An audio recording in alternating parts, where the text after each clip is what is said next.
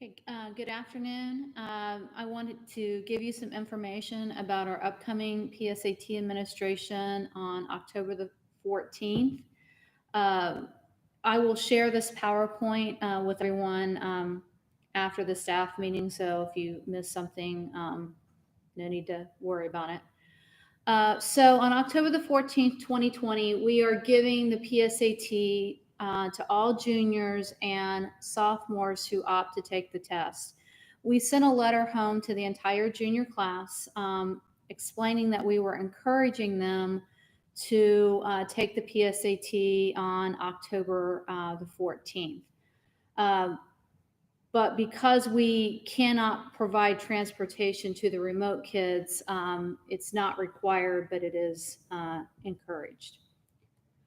Okay, so on October the 14th, you're going to pick your materials up in the library this year because social distancing in the testing room would be a little difficult. You should be able to pick your materials up by 6:30, and you're going to return those materials to the library following the conclusion of testing. At no point, and I know you already know this, but I'm going to mention it anyway, at no point should you leave testing materials unattended. And you should not have on Monday afternoon. And you will notice that each room right now has two proctors assigned to each testing room. So it doesn't matter which proctor picks up the materials or which proctor returns the materials, but one of the proctors needs to be responsible for carrying out these tasks. So your testing materials will include a student roster, blank student answer documents. We did not get labels this year, so the answer documents are blank. Student answer sheet instructions, which is a white handout that says student answer sheet instructions on the top of it. PSAT instructions, which is the booklet that you normally receive. The official PSAT seating charts, PSAT proctor reminders, and of course, pencils. We don't have enough calculators to lend students calculators, but they may use their own calculator, but they may not use their cell phone as a calculator, and they may not share calculators. Students may not use any calculator that has internet access. The math teachers have gone over which calculators are allowed. Student calculators should remain under the student chair until the math with calculator portion of the exam. Without asking me, please do not give students materials that I have not given you. If there's something that you would like to give to a student, please just text me and I will let you know if it's okay to give the student that material. They are not allowed to have scrap paper. They need to make all of their calculations, everything in their testing book on cell phones. So please offer to keep the cell phones up by the teacher's desk. When the students are turning their cell phones in, or their electronic devices would include like a smartwatch or something like that, make sure that they turn the phones off so that there's no beeping or anything during the test. During the test, if you see or hear a cell phone, you're going to contact Holly Ford and she'll send an administrator to remove the student. If the cell phone needs to be in the student's possession for them to be removed from testing. If you have the cell phone and you hear it beep or whatever, just let me know. Document any student that's removed for a cell phone issue. Make sure that you document that, attach a note to the student's test so I know to fill out an irregularity report. If you have a testing issue, which would be supplies, a student becomes ill, an issue with an actual test, timing, the student messes up the answer document, you're gonna text me with these issues. If you have a behavior issue, you're going to call Holly Ford and she's going to send an administrator.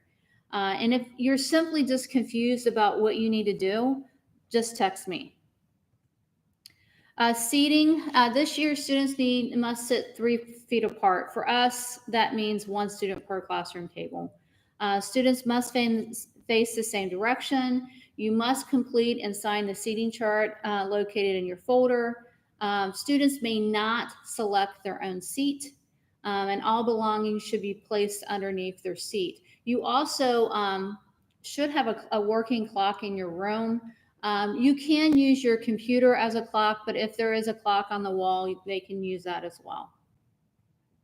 So pre-registration, and this is something new this year, we did not pre-register the students. So we're actually going to do that right before the test.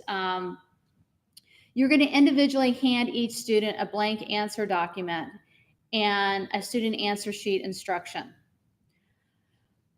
Pre-registration and the test must both be completed with a number 2 pencil, and I will have pencils on test day to give you. As I mentioned earlier, we do not have pre-ID labels, so you're going to read the instructions exactly how they are written. The most important boxes for students to complete is boxes 1 through 8.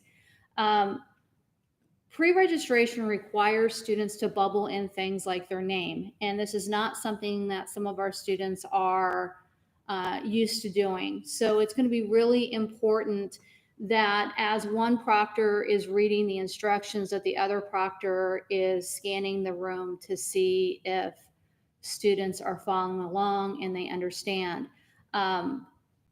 Please make sure that they put their last name in the section that says last name and their first name in the section that says first name, that they do not confuse the two. When the directions say to pass out the test, directly hand each student a test. Students should write their name and the name of their math and English teachers on the test. Boxes A through D should be filled out on the back of the answer document once the tests have been passed out. You must read the directions exactly how they are written. Page numbers for the directions are on the proctor reminder page. We have not pre-registered the students. Again, I can't say that enough. We have not done pre-registration, so please make sure you do that.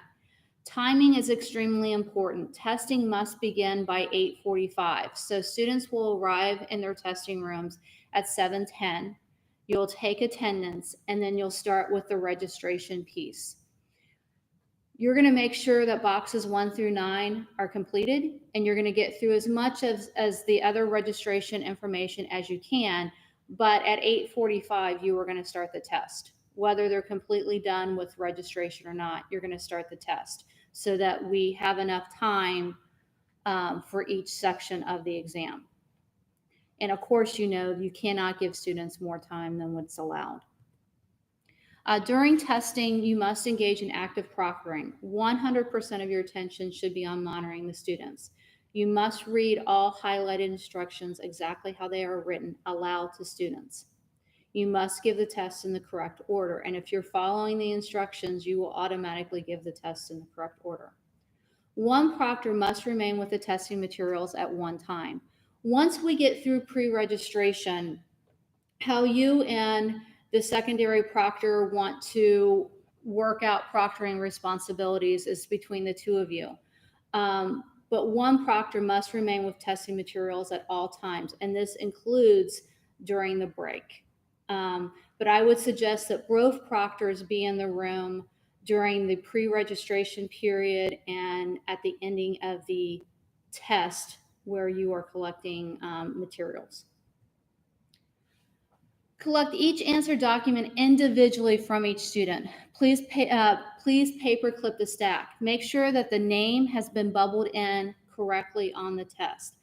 Please put unused answer documents in a separate stack. Collect each test individually from each student. Please collect the loaned pencils. Return all materials to the library. Chris Osterkamp will be checking in on the special ed rooms. The faculty assignment sheets tell you whether your student will receive special accommodations. So if you look on your assignment sheet, it'll say if you're just doing 11th grade PSAT, or it may say 50% extended time. All that means they get time and a half on all of the exams. We know testing is a very stressful situation for both staff and students. So if you have a question, please ask. There's no such thing as a stupid question when it comes to testing. I will share this PowerPoint with you. You should have received your PSAT materials on Monday afternoon. Please look through that. If there's something that's not clear to you, please let me know. You will have hard copies of all the documents that I sent to you on Monday in your testing folder. Okay, thank you and have a wonderful day.